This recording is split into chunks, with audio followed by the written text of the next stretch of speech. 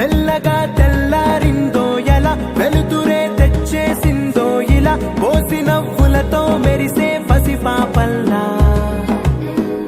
చేదతో బావులలో గలగల చెరువులో బాతుల ఈతల కళ చేదుగా